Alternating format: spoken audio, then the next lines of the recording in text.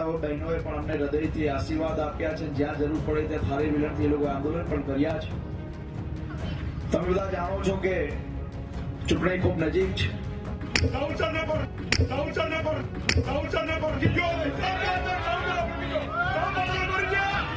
બહેનોએ પણ અમને હૃદયથી આશીર્વાદ આપ્યા છે। જ્યાં જરૂર પડે ત્યાં થાળી વિલણથી એ લોકો આંદોલન પણ કર્યા છે। તમે બધા જાણો છો કે ચૂંટણી ખૂબ નજીક છે।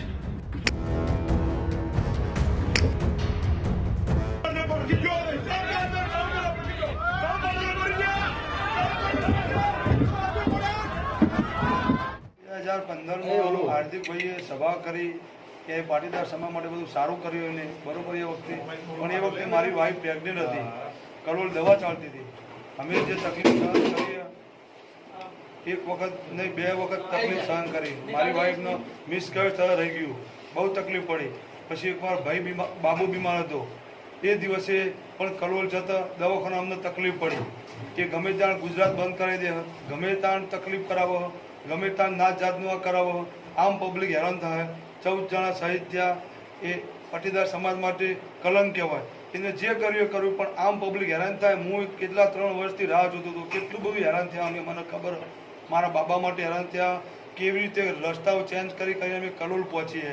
એ ગુજરાતનો હિટલર હોય એવી રીતે શાસન કરવા માગે, એ એની જાતને એવી રીતે સમજે કે હું કહ્યું ત્યાં ગુજરાતમાં, પણ આમ પબ્લિકનું શું કરવાનું? આમ પબ્લિક હેરાન થઈ હતી અને મારો જીવ જતો રહે એવી કન્ડિશન હતી, તોય અમે એ દિવસે બચી ગયા।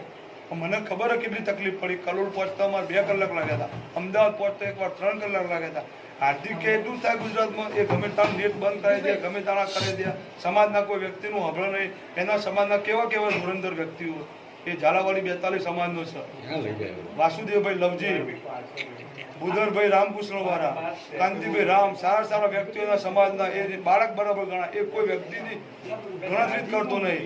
એ હું સમજો કે હું ગુજરાતનો હિટલર, આખા દુનિયામાં ગુજરાત શાંતિપ્રિય રાજ્ય હતું। મને કોંગ્રેસનો, ભાજપ, હાર્દિક પ્રત્યે કોઈ વિરોધ નહીં, પણ હાર્દિકના જે વિચારો ખરા, એ વિચારો એ બાળકોનું, એ છોકરાઓનું, એ ગુજરાતના બાળકો ખરા એને ગેરમાર્ગે દોરી અને એ જે કરી રહ્યો છે એનો વિરોધ છે। પર્સનલી મને જે બાબાને મારા અને જે છોકરાને તકલીફ પડી એના હિસાબે અમે સ્ટેપ લીધું હોય, એ આ મારી જાતનો પોતાનો પર્સનલ વિરોધ છે। મને કોઈ વ્યક્તિએ કહેવામાં નહીં આવ્યું, આ મારી જાતનો પર્સનલ વિરોધ છે અને હું એનો વિરોધ કરતો રહીશ।